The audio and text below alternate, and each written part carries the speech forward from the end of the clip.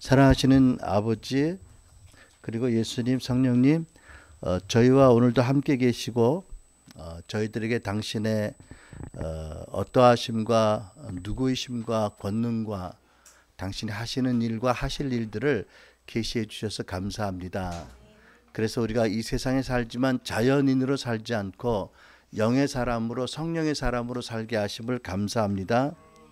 주 예수의 십자가와 부활 안에서 이미 존귀함을 받은 하나님의 백성으로, 주 예수의 자녀로, 제자로, 성령의 동역자로 하나님의 백성으로 살게 하심을 감사합니다. 계속해서 하나님이 누구이시며 우리가 누구인지 알게 해주시고, 그래서 마땅하게 우리의 삶이 변화되고 거룩하게 되고 진보되고 또 하나님 나라의 사람답게 드려지기를 소원합니다. 오늘도 이 예물을 받아주시고 또 예물을 축복하시고 또 예물을 드린 가정과 또 예배 드리는 한 사람 한 사람을 축복해 주심을 감사합니다. 계속해서 우리에게 새 영과 새 마음과 새 힘을 주시고 또 지혜와 계시형을 주셔서 계속 하나님을 더 알고 또 마음의 눈을 여셔서 우리가 누구이며 우리에 대한 하나님의 소망이 무엇인지 알아서 이루어 드리도록 은혜로 역사해 주시고, 또 우리 안에 이미 주신 구원과 그리스도 안의 기업이 얼마나 풍성한지 그것을 누리게 해주시고, 또 성령님께서 우리 안에 계셔서 전능하신 능력으로 우리를 통해서 우리 함께 동역하기 원하시는 부분을 알아서 우리가 드려져서 주님과 함께 주님을 닮아가는 저희들이 삶이 되게 해주시기 원합니다. 특별히 하나님 우리 가정의 자녀들을 지켜주시고 보호하시고 저들이 어디 있든지 안전함과 저들의 마음의 믿음과 사랑과 소망으로 지켜주시길 축복합니다. 또 우리들이 세상에 나가서 활동할 때 그것이 하나님을 섬기는 본분인 줄 알고 그 세상 안에서도 성령과 동행하며 말씀의 능력으로 또 보혈의 권능으로 또 아버지의 사랑 가운데 거하고 증거하게 도와주셔서 세상 사람들이 갖지 못한 정결한 행복과 권능을 나타내는 저희들 되게 해주시기 원합니다. 이 시대 하나님 교회를 개혁하시고 사회 변혁을 이루시고 다시 오실 주님이 오실 길을 예비케 하는 이 세대에 대한 하나님의 뜻에 온전히 드려지는 저희 교회가 되게 해주시고, 또 우리가 그것을 위해 드려질 때 하늘을 여셔서 무한한 자원으로 그 일을 감당하며 영광 돌리게 해주시기 원합니다. 감사하고 우리 주 예수님 이름으로 기도합니다. 아멘. 아멘. 네, 우리 성경 말씀은 마가복음 4장 1절에서 20절 말씀입니다.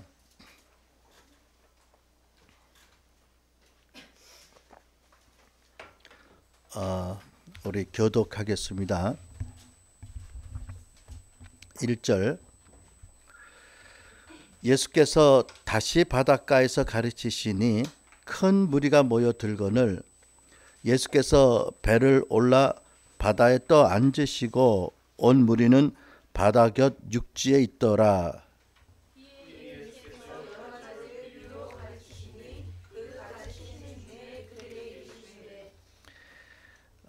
들으라, 씨를 뿌리는 자가 뿌리러 나가서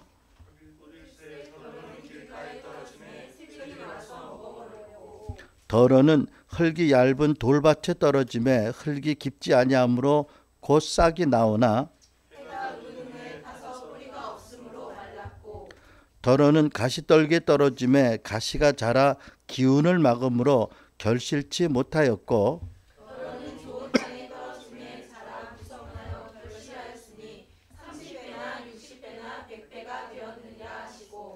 또 이르시되 들을 귀 있는 자는 들으라 하시니라.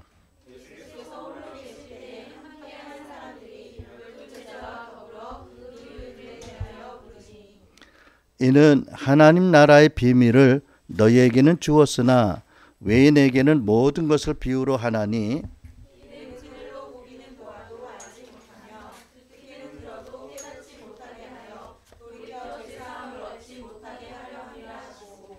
또 가라사대 너희가 이 비유를 알지 못할진대 어떻게 모든 비유를 알겠느냐. 말씀이 길가에 뿌렸다는 것은 이들이니 곧 말씀을 들을 때에 사단이 즉시 와서 저에게 뿌리온 말씀을 빼앗는 것이요.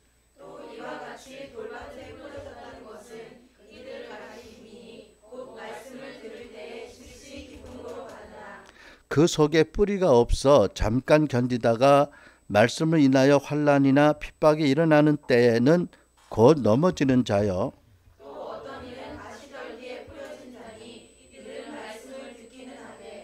세상의 염려와 재리와 유혹과 기타 욕심이 들어와 말씀을 막아 결실치 못하게 되는 자요. 좋은 땅에 뿌렸다는 것은 곧 말씀을 듣고 받아 30배와 60배와 100배의 결실을 하는 자니라. 아멘. 오늘 이 본문을 중심으로 해서 첫 번째 씨 뿌리는 비유의 내용과 그 의미를 살펴보고요. 두 번째는 사실은 이 씨 뿌리는 비유는 흙의 비유라고 말할 수 있는데 말씀을 받는 성도들의 마음의 변화, 토질의 변화에 대한 하나님의 말씀을 살펴볼 거고요. 마지막으로 우리가 30배, 100배, 60배를 결실하기 위해서 어떻게 말씀을 듣고 말씀을 품고 말씀이 열매를 맺는지 이렇게 생각을 해보겠습니다. 근데 열심히 준비하다 보니까 이게 하루치 설교가 절대 아니구나. 한 3일은 되겠구나 라는 것을 뒤늦게 알았습니다. 어쨌든 우리 잠시 기도하고 오늘 말씀 좀 살펴보도록 하겠습니다. 청년님 이 시간도 우리와 함께 계시고 특별히 말씀을 전하는 저나 듣는 우리에게 기름 부으심으로 함께 계셔서 당신의 조명과 가르침으로 우리 마음의 말씀이 새겨지게 하시고 말씀이 심어지고 건강하게 자라서 30배, 60배, 100배 열매를 맺으며 아버지께 영광을 돌리게 해주시기 원합니다. 우리 삶이 하늘의 열매로 풍성하게 하시고 많은 사람들에게 거저 나눠주며 우리 주님의 나라를 전하게 해주시기 원합니다. 감사하며 예수님 이름으로 기도합니다. 아멘. 아멘. 여러분 이 본문에 기록된 그 씨 뿌리는 자의 비유라고 제 성경에 타이틀이 달려 있는데 이거는 그 공간복음서 그러니까 마태, 마가, 누가 모두에 기록된 말씀입니다. 그래서 우리가 아는 것은 예수님께서 이 말씀을 매우 중요하게 여기셨다. 또 자주 여러 곳에서 거듭 말씀하셨다. 그래서 마태나 마가나 누가는 동일한 말씀을 다 기록했을 뿐 아니라 적절하게 다른 때에 또 기록해서 한 번 말씀한 게 아니라 여러 번 말씀하신 것을 각자가 기억하고 기록했다는 걸 알 수가 있어요. 굉장히 중요한 말씀이다. 그래서 반복하고 거듭 말씀하셨다라는 것을 알 수가 있습니다.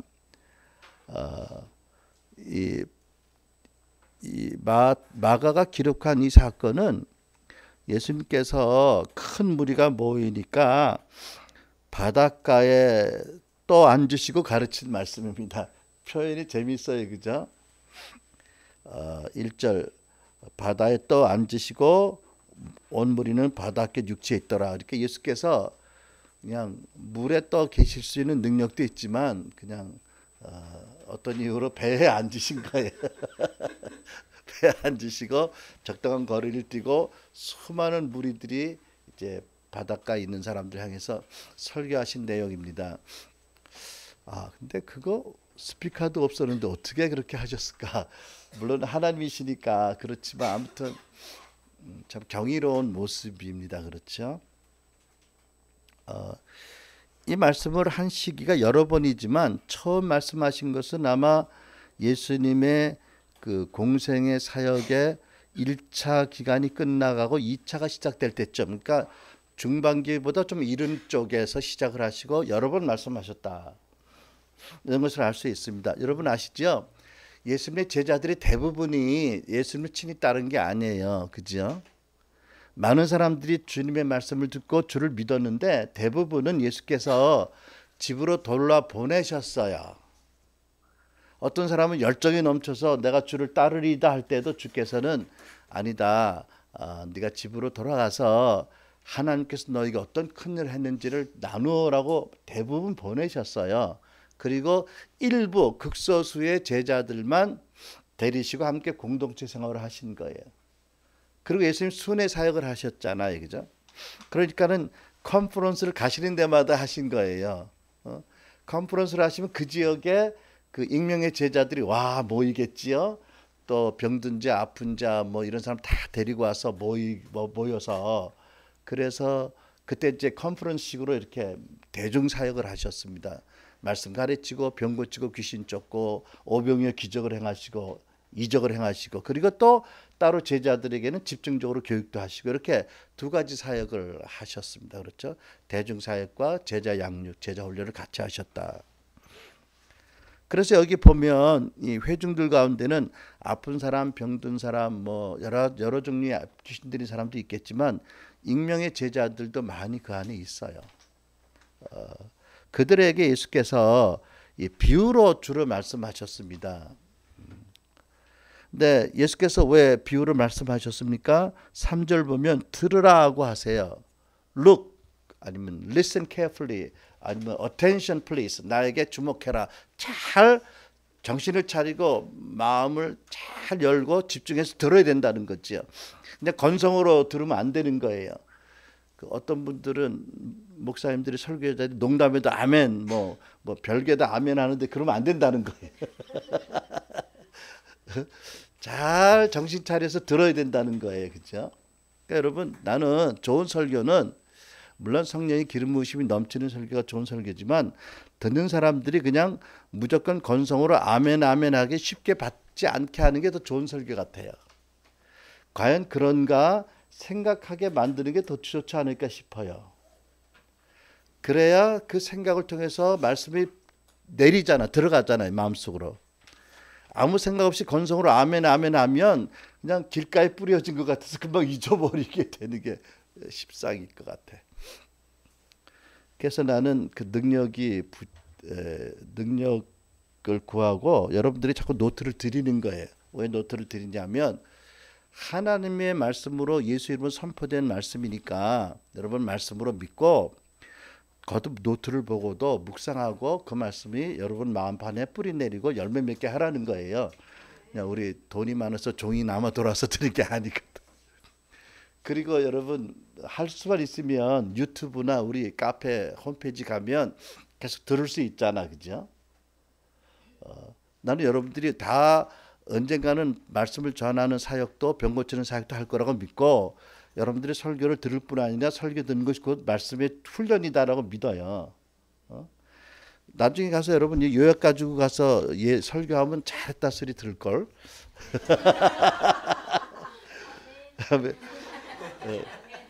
나는요 처음 예수님 믿고 늘 설교를 요약을 했어요. 본문이 뭐고 저분이 서론이 뭐고 도입부가 뭐고 본론이 1, 2, 3 뭐고 결론이 뭐다.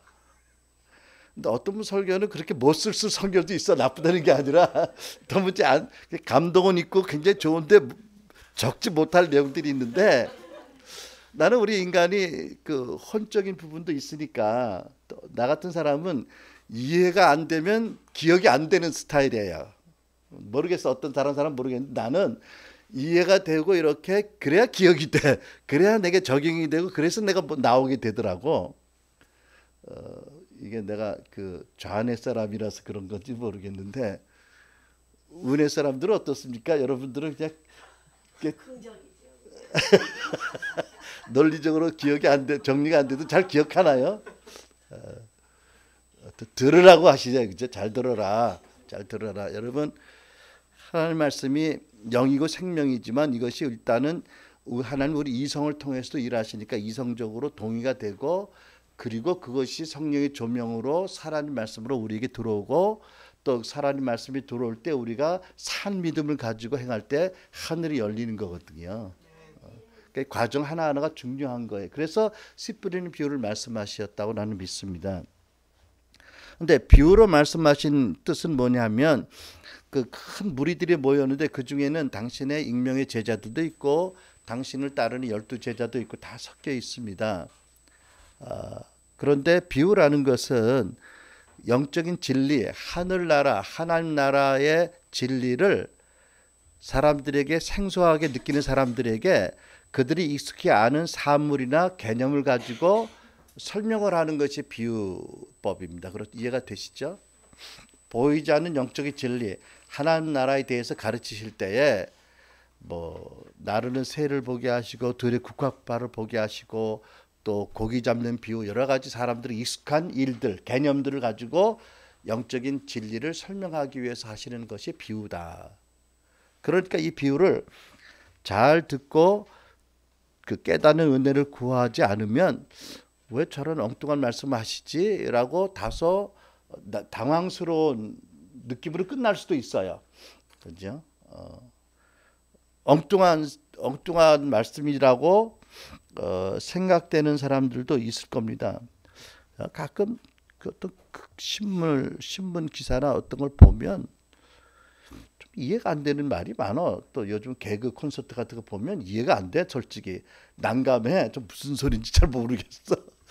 이게 똑같은 사람들이 듣고 어떤 사람은 웃는데 나는 안 웃어. 이게 개그를 이해할 수 있는 능력을 달라고 기도해야 되는지. 근데 뭐 개그는 개그니까 그런데 그죠? 하나님 말씀은 그러면 안 되잖아요. 그런데 하나님께서 그렇게 하시는 비유를 쓰시는 이유가 있습니다.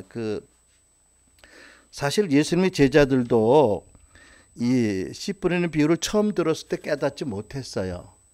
황당하게 느낀 거예요. 이게 무슨 말씀인가 도무지. 그래서 보면 10절 예수께서 홀로 계실 때에 함께한 사람들이 12제자로 더불어, 그러니까 깨닫지 못한 사람이 참 많았네요. 12제자를 포함해서. 그러니까 안 되겠다. 이게 무슨 말씀인지 여쭤보자.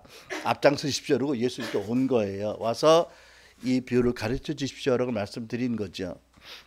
그러니까 예수님의 의도가 그것입니다. 비유를 듣고 당장 성령의 조명으로 깨달으면 더 좋겠거니와 못 깨달으면 기도해라, 나한테 구하라는 말씀이지요. 그러면 내가 너에게 가르쳐 주겠다. 그러니까 있는 자는 더 받을 것이다.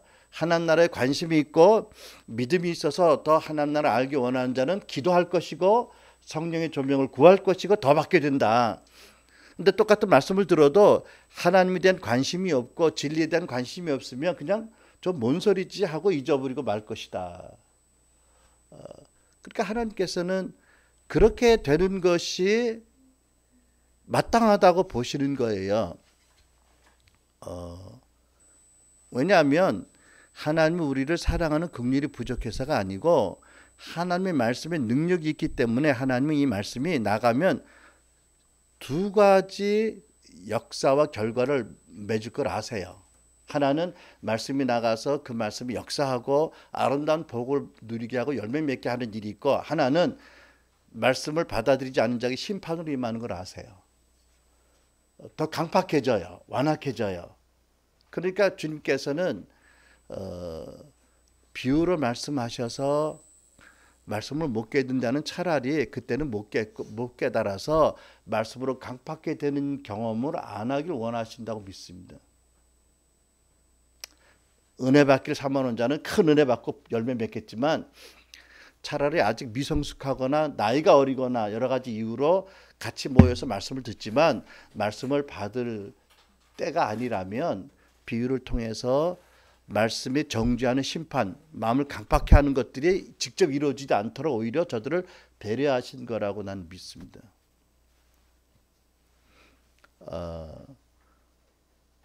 그렇지 않아요, 여러분? 교회를 보면, 이제 큰 교회를 보면, 예를 들면 예수 안 믿는 사람도 있고 초신자도 있고 성숙한 사람 여러 사람이 있어요. 근데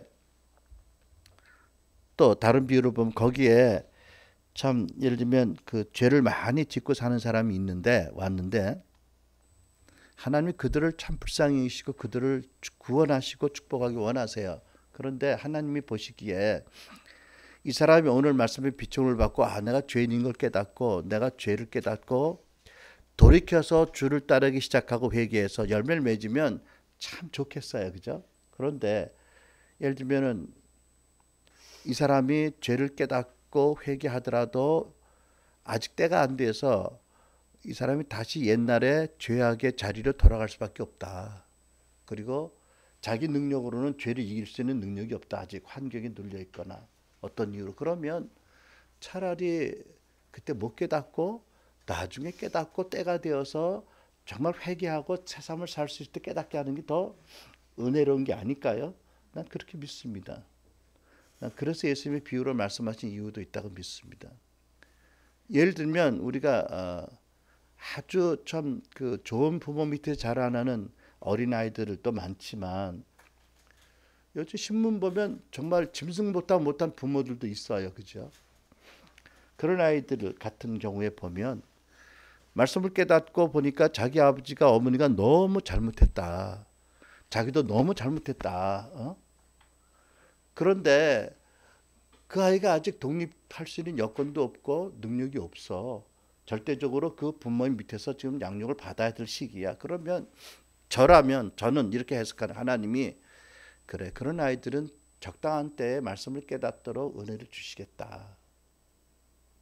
그래서 말씀이 들려지고 받아지고 말씀을 따르지 못하는 완악함이라는 그 심판이 임하지 않기를 하나님 원치 않으셨을까. 여러 뜻이 있는데 그런 뜻이 있다고 믿습니다. 그래서 말씀하시기를 12절 이는 저희로 보아도 알지 못하며 듣기는 들어도 깨닫지 못하게 하여 돌이켜 죄사함을 얻지 못하게 하려 함이니라. 영원히 죄사함 못 받게 하시는 것은 아니겠고요. 저가 스스로 자기가 독립적인 생활을 할 수 있을 때 또 자기의 어떤 의지 선택으로 살아갈 수 있을 때에 깨닫게 하시는 것이 아버지의 뜻이 아닐까. 또 사실은 비유는 그것보다 더 근본적인 것은 있는 자는 받겠고 없는 자는 있는 것도 빼앗기리라 하셨잖아요. 이 비유는 최소한 영생에 대해서 진지한 관심이 있고 열린 마음으로 주를 믿기 원하는 자들의 비유를 듣고 성령의 조모로 깨달으면 믿음이 생기고 믿음의 삶을 살게 하는 거예요. 그래서 열매 맺게 하는데 도무지 아직 그런 때가 안 돼서 그런 관심이 없고 누가 가자고 그래서 좋다고 그러니까 오긴 왔는데 좋은 말씀이라고 듣고 돌아가는 사람들이 있다면 그 사람들에게는 말씀이 사실은 그 사람들의 마음을 완악하게 하고 말씀이 심판하는 역할을 하게 된다. 이런 것들을 주님께서 아시고 그래서 비유로 주를 말씀하신 믿습니다. 그리고 또 아울러서 비유에 대해서는 우리가 알 것은 뭐냐면 세 번째로 비유는 아까 말씀드린 것처럼 주로 하나님의 나라를 가리킬 때 쓰셨어요. 하나님의 나라는 예수님의 초림과 더불어 이 땅에 임하기 시작합니다. 무슨 말씀이냐면 예수님이 성육신에서 오시기 전까지 이 세상은 하나님이 지으셨지만 아담의 원죄로 인해서 마귀가 세상 임금이 되어서 세상을 다스렸어요. 세상이 마귀의 손아귀 속에 들어가 있었습니다. 그 가운데 주께서 아브라함을 부르시고 믿음의 가계를 세우시고 믿음의 민족을 세우시고 때가 돼서 메시아를 보내셨어요. 이제 둘째 아담으로 오신 예수님께서 이 땅에 오셔서 하나님의 통치와 나라를 세우기 시작하신 거예요. 그때까지는 세상은 마귀의 지배 아래, 이 세상 신으로 다스리는 지배 아래 있었습니다. 나와 여러분이 예수님 믿고 거듭나기 전에 우리 다 마귀가 시키는 대로 살았다고 에베소 말씀합니다.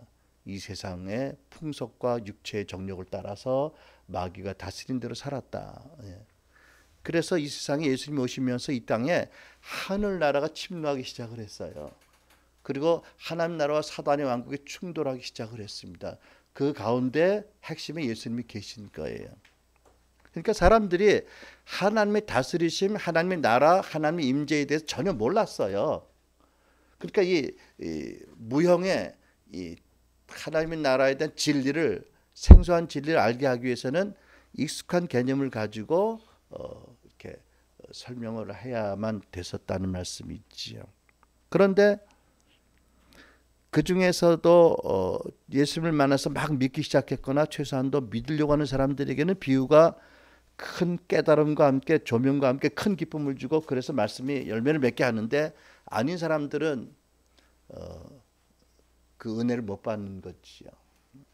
하여튼 그 가운데 하나님이 사람들을 긍휼히 여기시고 당신의 정하신 때에 그들이 변화되도록 기다려 주시는 뜻 가운데 비유를 쓰셨다라고 믿습니다. 그 구약을 보면 여호와께서 하나님께서 그 예수님이 이사야를 파송하시면서 동일한 말씀을 하셨어요. 구약 이사야 9장 9절 보면 여호와께서 이르시되 가서 이 백성에게 이르기를 너희가 듣기는 들어도 깨닫지 못할 것이요 보기는 보아도 알지 못하리라 하여 이 백성의 마음을 둔하게 하며 그들의 귀가 막히고 그들의 눈이 감기게 하라. 말씀을 선포하면 어떤 사람들은 빛이 임해서 눈이 확 열리고 어떤 사람은 더 눈이 닫히고 마음이 굳어지게 된다는 것입니다. 이게 말씀의 그 이중적인 그 상반되는 결과를 말합니다.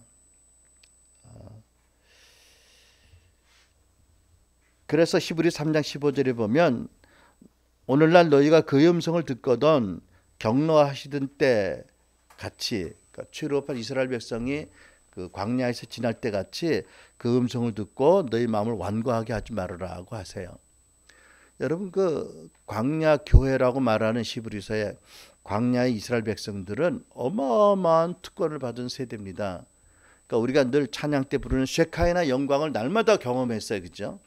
불기둥, 구름기둥, 만나가 내려오고 신령한 반석에서 물이 계속 나오고 백만이 넘는 사람이 물을 마시고 의복이 해지지 않고 신이 안 해지고 그리고 날마다 하나님 인도를 따라 살았잖아요, 그죠?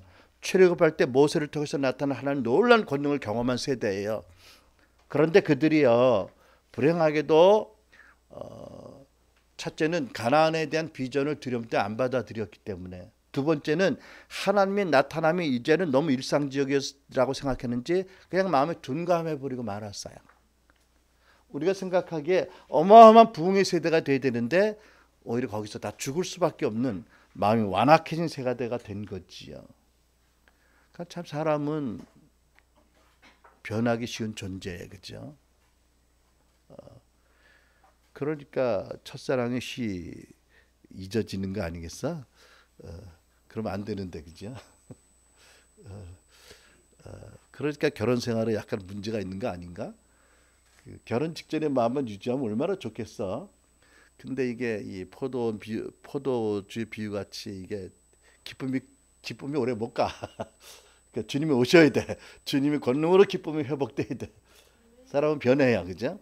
그러니까 심지어 하나님의 어마어마한 그 임재와 이적과 기사를 많이 경험했어도 계속해서 겸손하게 마음을 안 지키면 교만해지고 완악해져서 차라리 그런 게 경험하지 못한 세대보다 못하게 될 가능성도 있는 거예요. 그게 우리 인간의 상태입니다. 그렇죠? 어떻게 보면 이것이 오늘날 말세를 살아가는 그 현대 크리스찬들의 큰 축복의 통로이면서도 큰 심판의 통로인 것 같아요. 여러분, 우리 교회는 우리 교회도 집회가 꽤 있네요. 주일날 있고 한 번 예배 있고 화요일날 인카운트 갓, 하나님을 앙망하고 하나님을 대면하기 원하는 기도회가 있는데 거기 말씀이 가르치는 설교 말씀은 없죠, 그죠? 그때 선포하는 말씀이 있지만, 그 다음에 목요일 날은 이제 오늘 이렇게 마음밭을 자갈밭 같고 돌짝밭 같고 길가 같은 마음을, 가시덤불 같은 마음을 맞으면 좋은 밭으로 바꾸기 위한 속사람의 변화와 치유의 말씀이 있어요, 그죠? 그 다음에 토요일 날은 이제 우리 AIM의 리더십 트레이닝이 있는데, 보통 교회를 보면 일주일에 설교 몇 번이나 듣고 해요? 홍성이 몇 번이나 되게 해요, 평균? 주일날 메시지가 다른 메시지 한 두 번은 하지요. 수요일날 예배에 있죠. 금요 철야 있죠, 그죠? 매일 새벽 기도가 있죠, 대개. 그러면은 주일 빼고 6번, 10번 최소한도. 구역 예배 안 가더라도 교회 공동체 예배가 10번이에요. 그 10번의 설교를 들어요. 너무 기쁜 거지요. 말씀이 굉장히 편만해졌어요. 근데 요즘 은혜 있는 사람들은요, 그 한국의 유명한 목사님들 테이프, CD, 뭐 인터넷으로 열심히 들어요, 보니까. 요즘 또 영어가 되는 사람들은 세계적인 설교자도 설교를 계속 들어. 이게 양나설 검 같아요. 한편으로는 참 훌륭하고 권장할 만하고 복된 거예요. 그런데 이 씨 뿌리는 비유를 보면 말씀이 떨어졌는데 금방 새들이 와서 채워가고 잊어버리면은 이건 재앙이거든. 그리고 이 말씀이라는 것이 하나님의 말씀이 권능이 있어서 말씀을 들은 자들이 순종의 열매를 맺어야 되잖아, 그죠? 살아는 믿음이라는 것은 말씀을 듣고 행하는 자라고 하셨잖아요. 근데 요즘은 너무 값싼 은혜가 값싼 건 아닌데 너무 말씀을 많이 듣고 아멘하고 은혜 받는다고 하는데 가만히 보면 실천은 없어요. 왜냐하면 기본적으로 말씀이 너무 많아서 실천을 못해. 내가 보기엔 그래요. 말씀이 너무 많으면 무엇부터 실천할지 모르겠어. 새벽기도 말씀도 있고 또 주일 1부 설교 따르고 2부 설교 있고.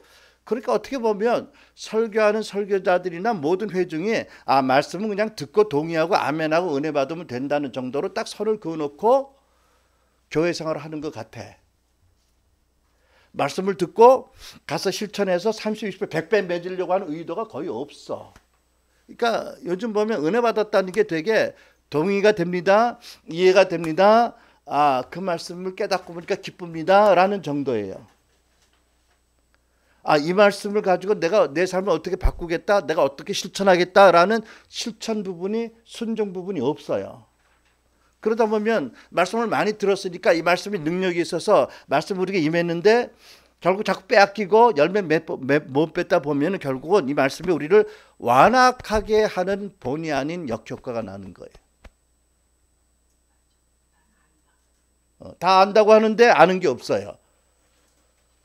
말씀을 잘 안다고 하는데 삶의 변화가 없어요. 이것은 결국 말씀을 듣고 30, 20배를 열매를 맺으려고 실천하는 게 없으니까 말씀이 아니라 이 말씀이 와가지고 지식이 되어버렸어요. 개념이 돼요. 그러니까 지식은 사람을 교만하게 한다고 말씀을 잘한다는 교만이 들어가지고 바리새처럼 누룩이 들어서 누룩이 들으면 어떻게 되냐면 옛날에 우리 어머니들이나 보면 그 빵 만들 때 아랫목에다가 모셔요. 그치?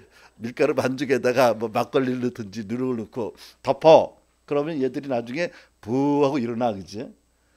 근데 부하고 부피는 커지는데 영양가가 느는 것도 아니고 뭐 사실 중량이 느는 거 아니거든. 그냥 부하게 부풀어서 먹기에 부드럽게 이제 일어난 거야. 근데 바리새인의 누룩을 예수님 조심하라고 하셨는데 바리새인의 누룩이 들어오면 자기들은 말씀의 전문가야. 부풀었어. 남 보기에는 그럴듯한데 실속이 없어. 아니 없는 게 아니라 오히려 하나님 나라의 걸림돌이 돼. 그게 오늘날 마지막 시대 미디어 시대에 사는 크리스찬들의 또 은혜 열심히 있는 크리스찬들의 양날선 검의 어떤 그런 아이러니 같아요. 여러분 어떻게 생각하세요? 그냥 우리가 인간의 토크라면 뭐 TV에 나오듯이 그죠? 뭐 이렇게 유익한 정보라면 뭐 많이 듣고 뭐 선택해서 뭐 하든 안 하든 뭐 관계가 없잖아, 그죠? 근데 하나님 말씀이라고 선포되고 받았다면 이 말씀은 능력이 있어서 행하게 하잖아요, 그렇죠? 근데 그것을 행하는 것을 딱 끊어버리고 그냥 지적 동의 개념으로 받아들이면 오히려 말씀을 이루는 심판이 임한다. 그렇게 믿습니다. 그래서 오늘날 성도들이 행함이 없고 변화가 없고 그러니까 세상을 이길 만한 능력이 없어. 이게 아이러니다. 그러니까 뭐 설교 잘하신다는 분들 유명한 그 설교자들 국내 해외로 그냥 두루 섭렵을 하니까 판단은 잘해. 저분 설교가 은혜가 있다 없다 뭐 이러고 분별까지만 하셔야 되는데 판단까지 하시고 이거 참 홍수 속에 먹을 물이 없다고 하듯이 그런 결과가 있는 것 같아요.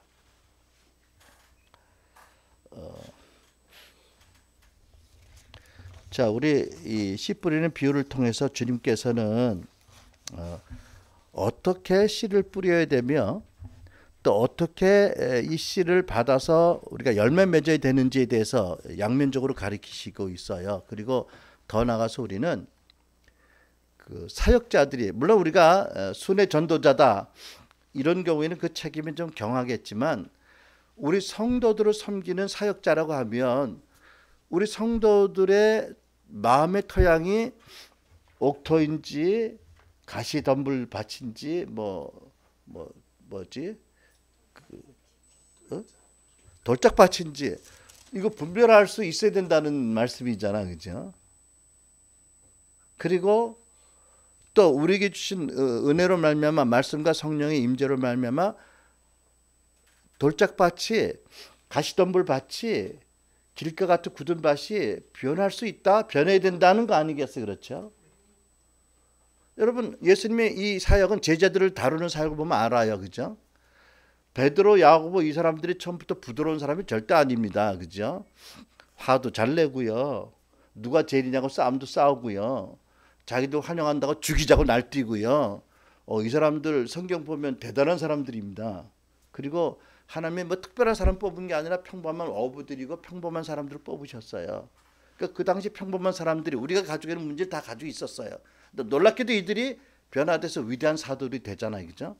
그러면 대중사역을 통해서는 또 가르치는 말씀도 있지만 제자들을 계속 함께 공동체 생활을 하시면서 저들을 변화시키신 그것을 우리가 본받아야 될 책임이 있는 거죠, 그죠?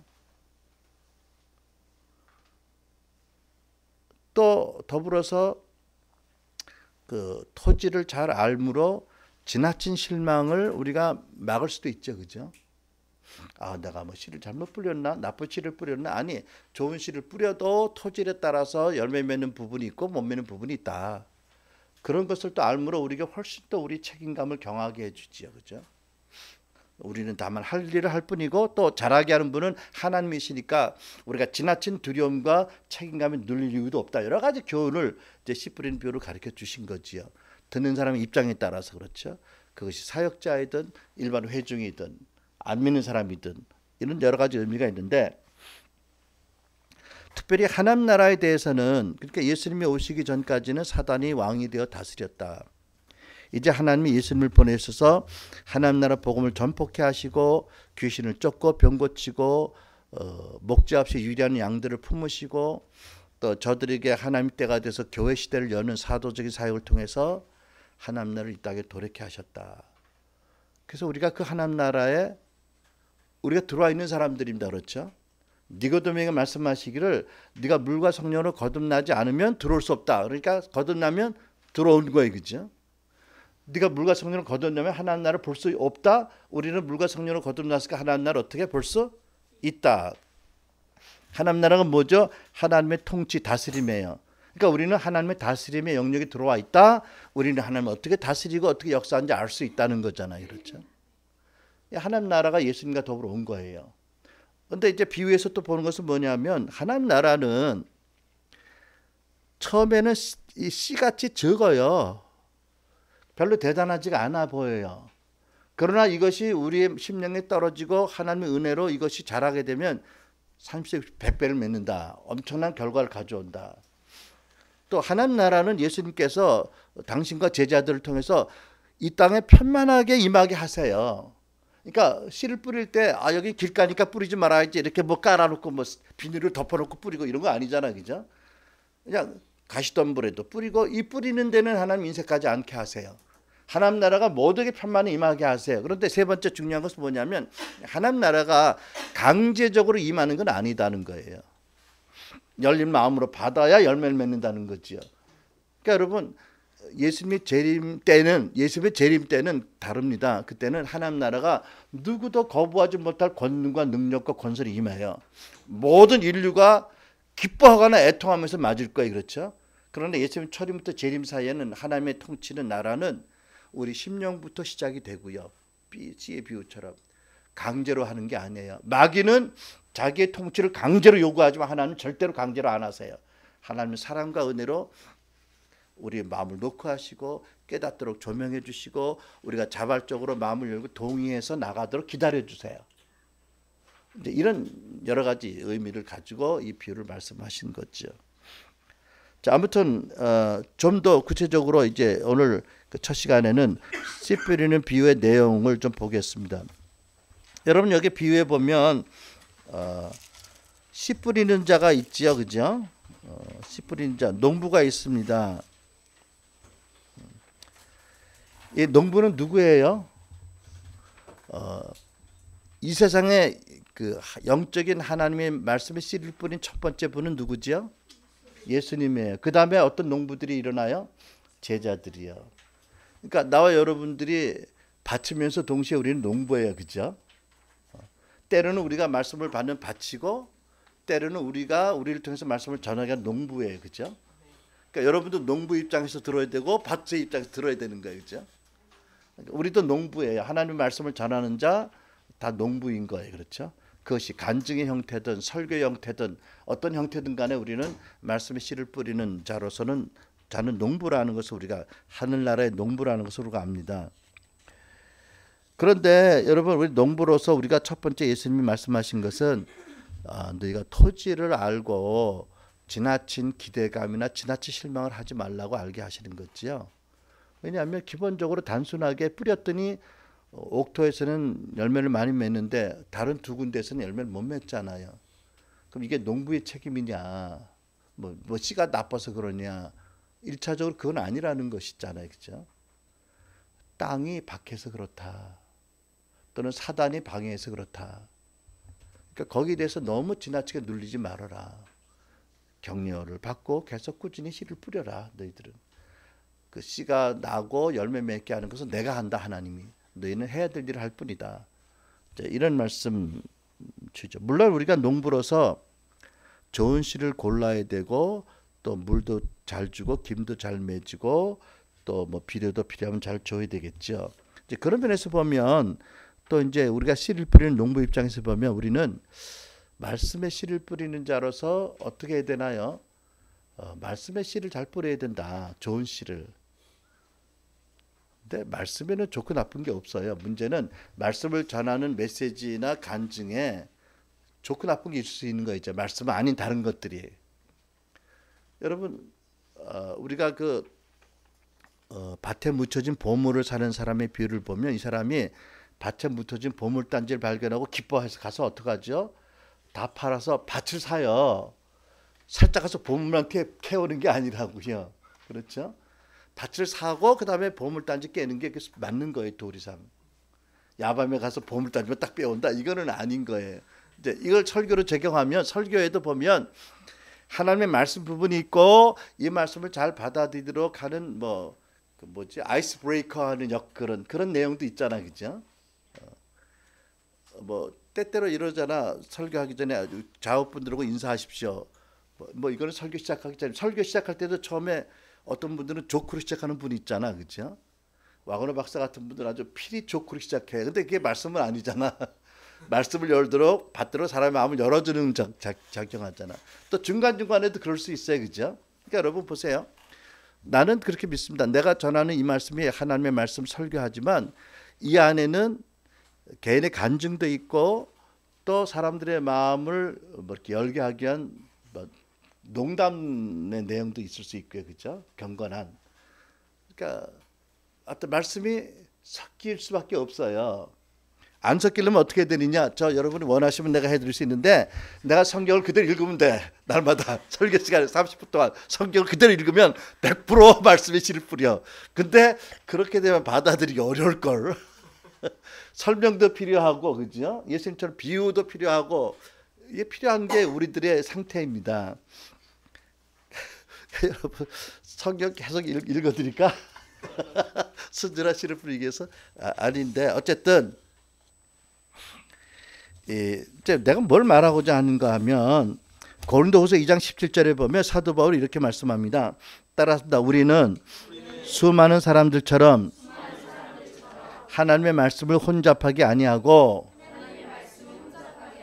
곧 순전함으로 하나님께 받은 것 같이 하나님 앞에서와 그리스도 안에서 말하노라. 이 말씀 보면 사도 바울이 사역 같은 때에 말씀을 전하는 교사들이나 전도자들이나 사도들이나 여러 선지자들 중에는 말씀을 혼잡하게 한 사람들이 있다는 거잖아요, 그죠? 여러분 뭔지 이해가 되시죠? 예. 말씀을 혼잡하게 해서 오히려 듣는 사람들에게 유익도 되지만 해도 되게 한다. 나는 그렇게 안 한다고 하십니다. 여러분도 그렇게 안 하셔야 돼요, 그죠?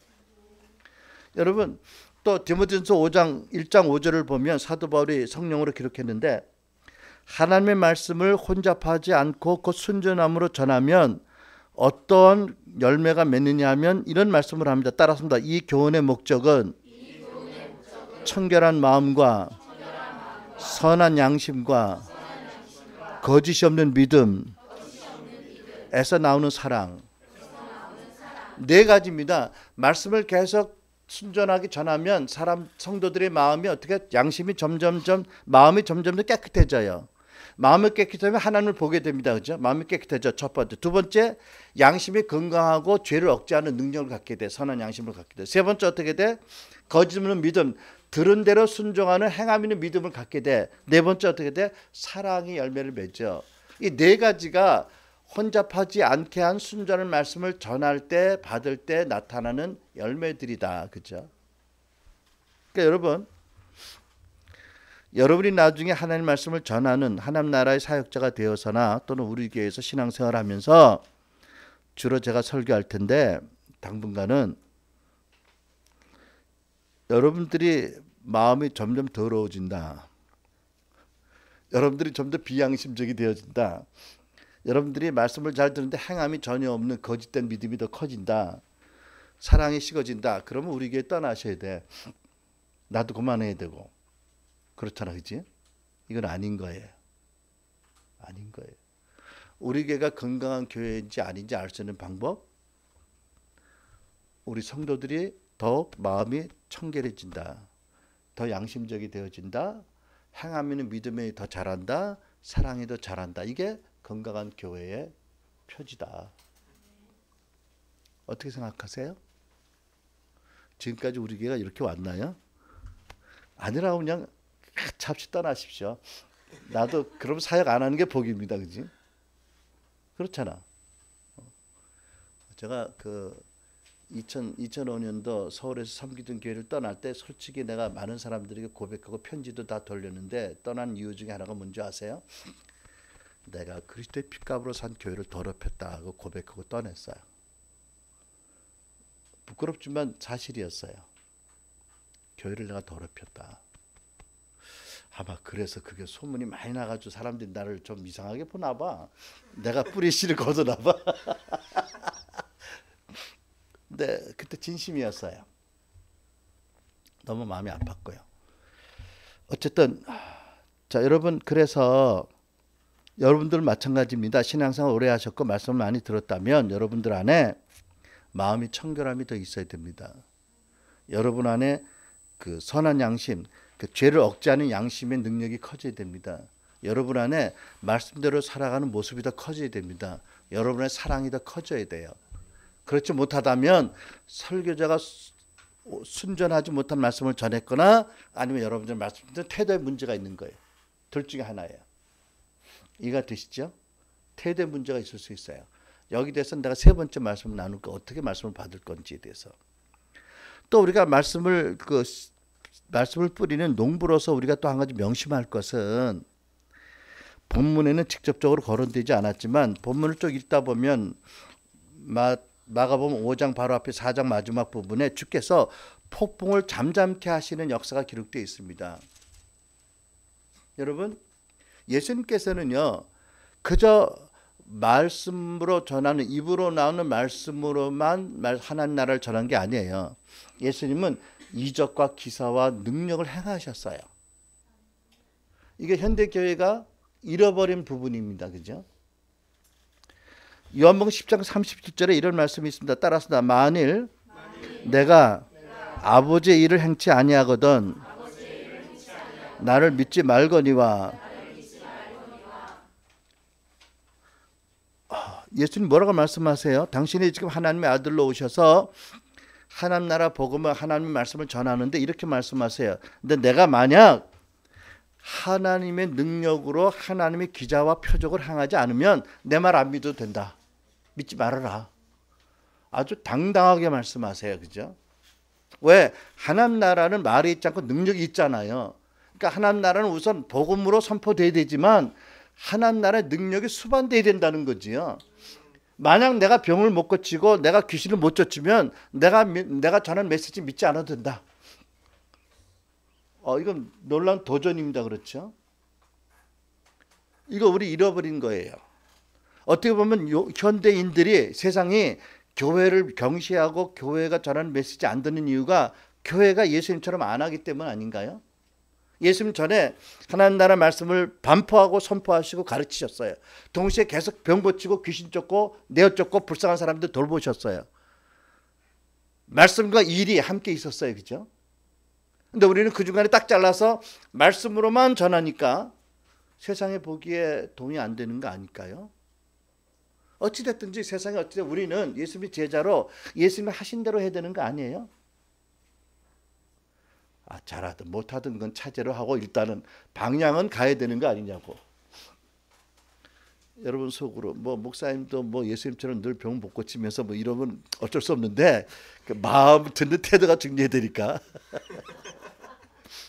방향을 말하는 거잖아요. 기본적으로 우리가 그러니까 언제든지 예수님이 설교하시고 축도 끝내고 그냥 성도들 보낸 적이 없어요. 항상 말씀 끝나시고는 병 고치시고 귀신 쫓고 또는 오병의 기적을 행하시거나 항상 하나님 나라가 말이 있지 않고 능력이 있다. 실제라는 것을 경험하게 하셨잖아요. 그러면 우리도 이 시대에 하나님의 말씀을 하나님 나라의 복음을 전하는 자로서 그냥 말로만 말씀을 전할 거냐? 아니죠. 그 일, 아버지 일이잖아. 그게 예수님 일이 아버지가 하신 일이잖아요. 그 일을 우리도 해야 되잖아. 그렇죠? 하겠습니다. 하나님 은혜 주시고 깨닫게 하시고 능력 주세요라고 해야 되는 거지요. 안 하는 게 당연합니다. 우리는 죽어도 안 하겠습니다. 이러면 예수님의 제자 중에 반쪽짜리 제자지요. 그렇죠? 어떻게 보면 예수님을 잘못 나타내는 잘못된 제자 아니에요. 그렇죠? 여러분 예수님이 화내신 적이 한 번 있었는데 제자들이 사람을 쫓은 게 아니라 애들을 쫓았지. 물론 애들 사람이니까 사람을 왜 쫓아? 시끄러. 애들은 집에 가. 막 이랬잖아. 그죠? 그거 보고 화를 내셨어요. 왜? 당신을 misrepresent 한 거예요. 당신을 잘못 전달한 거예요. 당신은 아이들이 오는 게 기쁨이에요. 근데 제자들은 얘들 성가시게 가라고, 애들은 집으로 가라고. 그러니까 화를 내시잖아요. 그죠? 왜? 제자들 너희가 나를 보여야 되는데, 나를 증거해야 되는데 왜 내가 아닌 너희들 생각대로 하느냐? 나를 사람들로 하면 잘못 보이느냐라고 책망하시잖아요. 그죠? 저와 여러분도 마찬가지입니다. 그렇죠? 동일합니다. 예수님의 제자로 우리가 주님의 성품과 말씀을 전할 뿐 아니라 사랑도 전하고 능력이 있으면 우리가 증인되는 거잖아요. 그죠? 그렇지 않으면 그분을 misrepresent 하는 거죠. 잘못 전달하는 거죠. 이거 우리 심각한 문제인 줄 알아야 된다. 모든 교회가 그러니까 안 해도 된다? 그런 게 어디 있어? 성경 말씀대로 살아야죠. 그럴수록 더 성령이 필요하고 그럴수록 더 하나님의 다스림에 순종해야 되잖아요. 그죠? 내가 먼저 하나님의 다스림에 순종 안 하고 내가 무슨 일을 할 때 하나님 나에게 후원을 하실까요? 아닙니다. 우리가 최선을 다해서 우리가 들은 대로 순종하고 다스림에 복종할 때 우리가 그 나라를 전하고 그분의 증인이 될 때 그분이 역사하시잖아요. 그죠? 그러니까 예수님의 제자들이 두루 나가 전파할세. 뭐를 전파해? 하나님 나라를 전파할세. 주께서 함께 계셔서 그걸 따르는 표적으로 증거하셨다. 이 말씀이 오늘날 우리 교회에 이루어져야 되는 거지요. 그렇죠? 여러분 최소한도 요한복음 10장 37절에 요한복음에 보면 하나님 아버지의 일이라는 것은 주로 치유와 능력 행함이었습니다. 요한복음 5장에도 보면 이렇게 말씀합니다. 36절 내게는 요한의 증거보다 더 큰 증거가 있으니 아버지께서 내게 주사 이루게 하시는 역사 곧 내가 하는 그 역사 영어로 work입니다. 일입니다. 역사가 나를 위하여 증거하는 것이다. 무슨 뜻입니까? 내가 전하는 말씀뿐 아니라 말씀과 함께 나타나는 능력이 이적이 표적이 내가 메시아라는 것 하나님 날 보내셨다는 것을 하나님이 일하셔서 증거하는 것이다. 우리도 그렇게 하기를 기도해야 됩니다. 아멘. 다시 돌아가서 본문으로 돌아가서 이 씨 뿌리는 비유를 말씀할 때 예수님은 재미있게도 호숫가에 여기 바닷가라는 큰 바다니까 호수 같은 바닷가에 배를 타고 앉으셨는데 예수님의 마음에 듣는 사람의 마음에는 이제 그 밭이 보이는 거예요, 그죠? 여러분 그 당시 팔레스타인 밭은 오늘날도 우리 한국에 이렇게 농촌 지대 가 보면은 이렇게 산비탈 같은데 밭을 많이 만들어 놓은 데가 있잖아요, 그죠? 그런 밭 가운데 길이 이렇게 조금씩 있습니다. 그게 첫째는 소유자의 경계를 나타내는 거 아니겠어요? 이거는 김씨네 밭, 저거는 박씨네 밭. 그 가운데 이렇게 길쭉이 있어요, 그죠? 거기 사람들이 걸어 다닙니다. 그러니까 거기 굳어졌어요, 그죠? 이제 이런 이제 밭에 농부가 나가 씨를 뿌리는데 그 당시는 뭐 이렇게 기계가 아니니까 인력으로 했으니까 씨를 자루에 담아서 손에 한 움큼 져가지고 어떡할까요? 뭐 휙 뿌리겠죠, 그죠? 그런데 이 씨가 그러니까 꼭 그 바다 안에만 떨어지는 게 아니라 어떤 씨는 이웃밭으로 떨어질 것 같아, 그죠? 바람 불면. 그러다 보니까 어떤 씨는 길가에 떨어지는 거예요, 그죠? 길가에 굳어진 경계선과 사람이 다니는 통로. 거기에 씨가 떨어지면 어떻게 된다고 그래요? 그 새가 와서 쪼아 먹어요. 눈에 잘 띄잖아, 그죠? 근데 그 새는 사단을 의미한다고 말씀하세요. 그러니까 말씀을 들을 때에 마음이 단단해서 말씀을 안 받아들이면 그 사단이 와서 채간다는 거지요. 말씀 들을 기억도 안 나, 이제. 집에 갈 때 아무 기억도 안 나. 제발 여러분 기억하시기 바랍니다. 아니 그러면 예수 이름으로 교회에서 모여서 예배드리고 말씀 전하는데 사단이 역사한다? 여기 보니까 그렇게 써있네. 사단이 와서 길가에 떨어진 씨를 쪼아먹는다고. 여러분 안 그러면 정말 좋겠거니와 현실이 아니에요. 유다 예수님 12제자 중에 하나고 날마다 예수님 모시고 있는데도 사단에게 속고 계속 사단에게 끌려가고 나 사단에게 잡혀먹잖아, 그죠? 베드로 주님 바로 면전에 앉았는데도 주님 십자가를 예언하실 때 인정을 앞세워서 막 주님을 붙잡아서 사단아 물러가라고 책망받았잖아, 그죠? 베드로가 사단이 됐던 게 아니라 사단이 그 순간 성화되지 못한 인정으로 십자가를 가로막는 베드로를 통해서 역사하신 거잖아. 역사한 거잖아, 그놈이. 그러니까 여러분 보세요. 사단이 감히 예수님 면전에 있는 베드로나 유다에게 역사를 했더라고. 그리고 본문이 말씀하잖아. 씨가 길가에 떨어지면 새가 와서 곧 쪼아먹는데 그게 사단이다. 그러니까 여러분 나사렛 예수 이름으로 우리 순환일교회 사단은 절대 출입 금지될지어다라고 선포해야 돼. 또 뭘 말하냐면 말씀이 떨어지면 얼른 아멘하고 말씀에 묻으라는 거 아니에요, 가슴에. 안 묻고 그냥 표면에 있으니까 곧 채가는 거잖아, 그죠? 또 어떤 부분에 보면 그 밭을 일구는데 아직 자갈이 아직 다 못 일궈냈다든지, 그죠?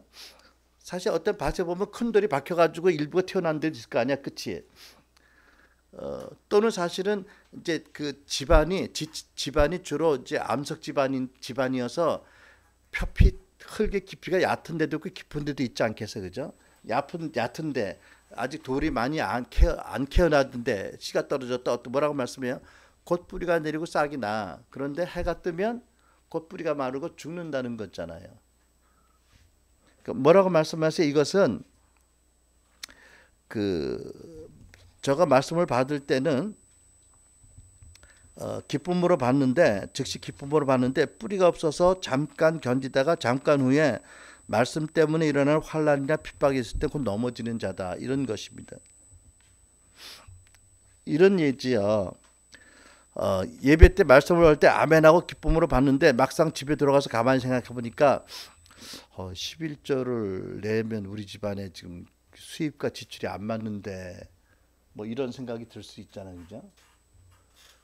내야 되는 건 알겠는데 도무지 계산이 안 맞으니까 뭐 이게 이제 말씀 때문에 일어나는 도전이고 시험이 있잖아요, 그죠? 그 못 내겠다고 결정하는 경우가 있다든지, 그죠? 또는 내가 남의 허물을 용서하지 않으면 하나님 나를 용서하지 않으신다고 그랬는데 한만 생각해도 내가 저 사람을 용서할 수가 없어, 뭐 이렇게 결정한다든지, 그죠? 또는 이럴 수도 있어요. 나는 너희들이 다 예언하기를 원하라고 하셨는데 예언을 하긴 하는 게 맞는 것 같은데 예언하다 틀리면 어떡하지? 괜히 나 망신당하는 건 괜찮은데 나 때문에 예수님까지 망신당하면 할 수가 없잖아, 뭐 이런 생각을 한다든지, 그런 말씀들을 못 하는 거예요, 그죠? 예언 한번 했는데 받는 사람이 영 반응이 시원치 않으면 리액션이 하지 말아야지. 내가 왜 사서 고생하나 뭐 이런 생각한다면 이게요 곧 말라버리는 거잖아요. 그죠? 사실 너무 많은 거예요. 너무 많은 거예요. 그렇죠. 우리가 예를 들면 치유에 대한 말씀을 믿잖아. 예수님이 치유하셨고 오늘날도 우리가 치유해야 된다. 그래서 하나님 나라의 복음을 능력과 함께 증거해야 된다. 아는데도 치유를 안 하면 그런 거죠. 내가 괜히 기도했다가 안 나면 나도 망신, 하나님도 망신, 아예 하지 말자. 이게 두려움이 있잖아. 그죠? 너무 많은 거예요, 사실이요. 여러분 몰라서 뭐 못하는 건가요? 두려움이 많아서 말씀대로 하다 보면 어려움이 일까 봐 안 하는 경우 많잖아요. 이거 다 고쳐야 될 거고 회개할 거예요. 그죠? 회개할 겁니다. 또 어떤 경우가 있냐면 씨가 가시떨기에 뿌린 거에 가시들이 많이 자란데 이제 뿌려졌어요. 그죠?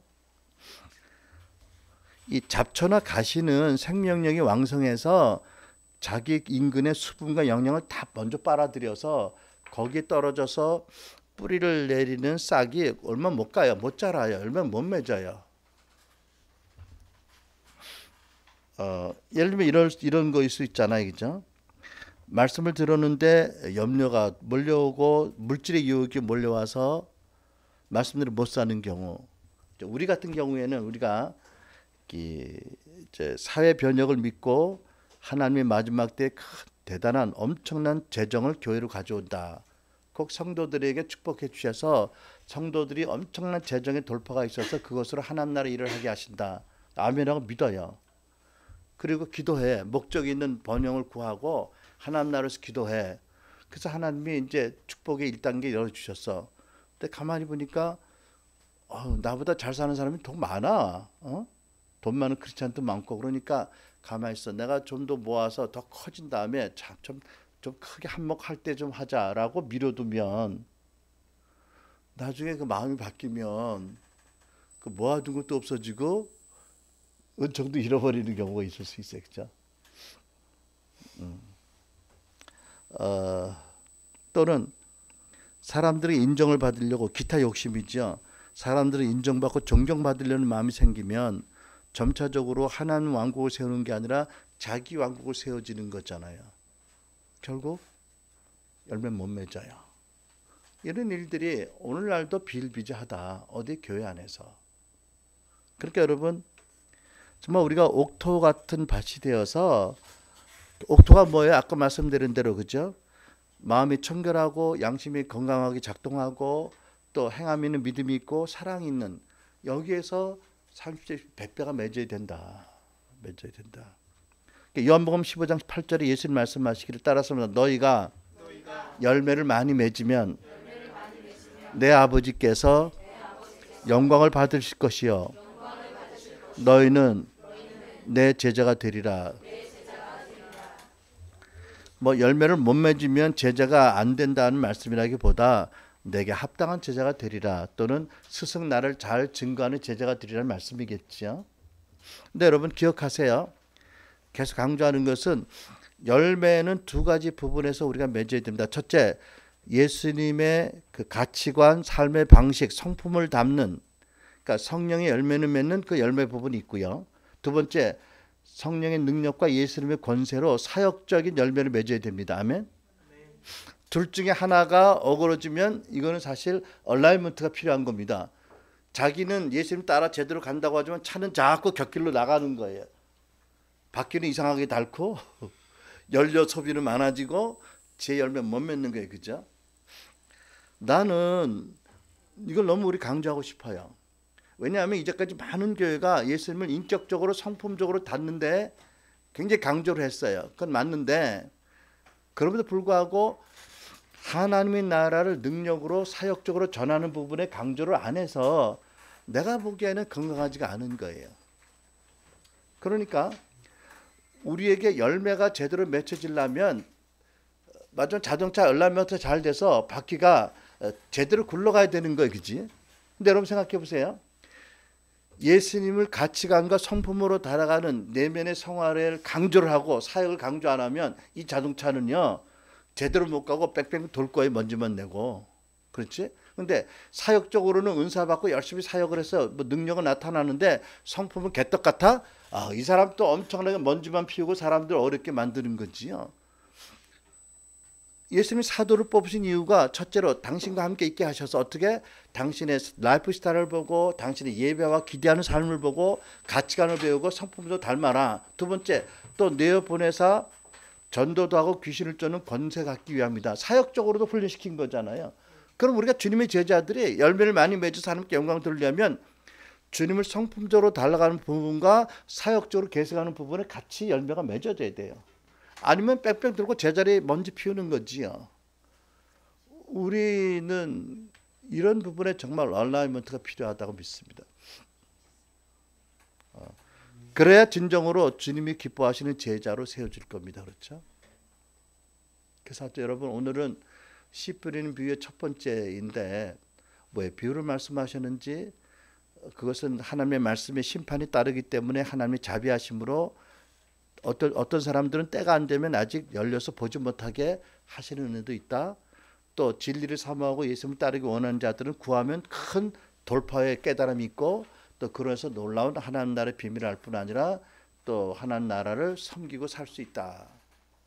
또 하나님 나라는 씨 뿌리는 비유에서 보는 것처럼 적게 뿌려지지만 크게 열매 맺는 것이고 하나님 나라가 하나님은 하나님 나라를 편만하게 이바하게 하시는데 절대로 강제로 하게 하신다고 해. 알잖아. 그죠? 옥토에만 열매가 맺어. 다른 길가나 이런 데는 안 맺어. 하나님 강제로 하시면 할 수 있어. 그죠? 다 옥토로 변하라. 그러면 다 옥토가 쫙 되면 다 맺잖아. 그지? 근데 하나님 강제로 안 하셔요. 수용성을 구하셔. 우리 마음을 열고 우리가 옥토같이 열리기 원하셔. 야, 천국은 침노하는 자이고 어떤 침노하는 자라고 나 엉뚱하게 해석하는 사람이 많은데 내 주변에도. 무조건 남보다 먼저 앞서서 뭐 기도받고 뭐 남보다 앞서서 뭘 한다는 게 아니라 하나님의 다스림을 받기 위해서 나머지 걸 싸우듯이 내려놓고 하나님의 임재와 다스림을 구하라는 거거든요. 그래서 아무튼 그래서 이렇게 하나님 다스림을 구하는 마음으로 씨 뿌림을 받은 사람들은 옥토가 되도록 기도할 것이고 씨를 뿌리는 사람들은 하나님의 말씀의 씨를 하나님의 능력과 함께 뿌려야 된다. 하나님의 능력이 나타나는 사역에 함께 가야 된다. 그래야 우리가 주님의 제자로 바로 씨 뿌리는 자로 주님을 바로 증거하고 닮아가는 제자가 된다. 중심을 잡자. 기도하겠습니다.